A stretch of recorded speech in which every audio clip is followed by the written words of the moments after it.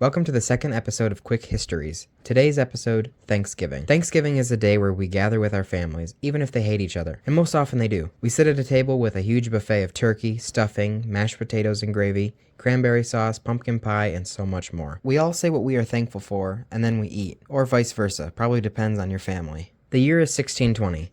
There's a little ship called the Mayflower. You may have heard of it. This ship has 102 passengers who are leaving their home in Plymouth mainly because of the religious persecution they were facing. So once they arrive after a treacherous 66-day-long journey, they finally arrive near Cape Cod, which is not where they wanted to end up. So after another month of travel, they finally arrive at their originally intended destination, right near the mouth of the Hudson River. These people, who we now refer to as Pilgrims, began settling in a village in Plymouth, Massachusetts. Jump forward to the winter. It's brutal. Most stayed in the Mayflower, but those that did, died. For the most part anyway. Only half of the passengers saw the next spring. Now with it being the next spring, the Pilgrims moved ashore and were greeted by Native Americans. One of them being Squanto, who taught these pilgrims how to cultivate corn, extract sap from maple trees, catch fish, and so on. He also helped them forge an alliance with a nearby tribe called the Wampanoag. In 1621, after a successful corn harvest, Governor William Bradford organized a celebratory feast. A group of Native Americans from multiple allied tribes, including the Wampanoag's chief, Massasoit, were invited. This feast was known as America's first Thanksgiving, and unlike modern-day Thanksgiving,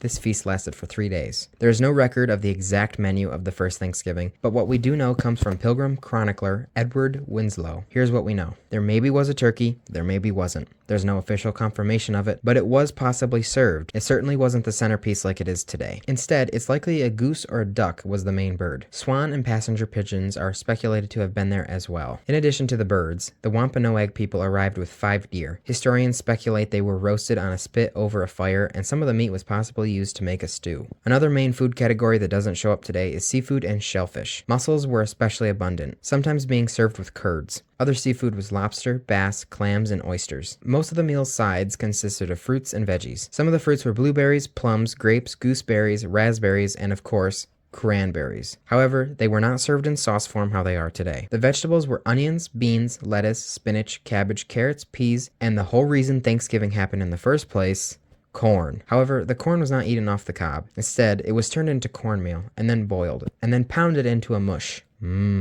Mush. Sounds appetizing. It was also made into a porridge which was occasionally sweetened with molasses. One vegetable that is nearly synonymous with Thanksgiving now is potatoes, but they didn't have them then, solely because they are native to South America, and the Spanish had yet to bring them to North America. The second Thanksgiving was held in 1623 to mark the end of a long drought that had threatened that year's harvest. Fast forward almost 200 years, bringing us to the American Revolution. During this time, the Continental Congress designated 1 or more days a year for Thanksgiving. In 1789, George Washington issued the first Thanksgiving proclamation. He called upon Americans to express their gratitude for a now independent America. President Adams and President Madison would also go on to designate days of thanks. Now into the next century, the year is 1817. New York is the first of several states to adopt Thanksgiving as an annual holiday. However, each state celebrated it on different days. The South at this time did not celebrate Thanksgiving. 10 years later, Sarah Josepha Hale, an author, created a campaign to make Thanksgiving a national holiday. Her first try was by creating the nursery rhyme, "Mary Had a Little Lamb." Well, it didn't do the trick just yet. She wrote letters to governors and political figures and kept trying, and all these unrelenting attempts garnered her the title of the Mother of Thanksgiving. Finally, 36 years later, in 1863, in the midst of the Civil War, then President Abraham Lincoln declared Thanksgiving a national holiday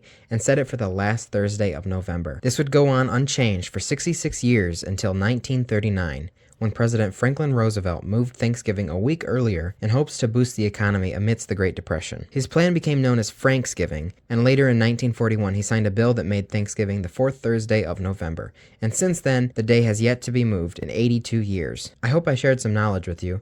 Say some of these facts at your Thanksgiving dinner. Try to impress your family. Or don't. It doesn't matter that much to me.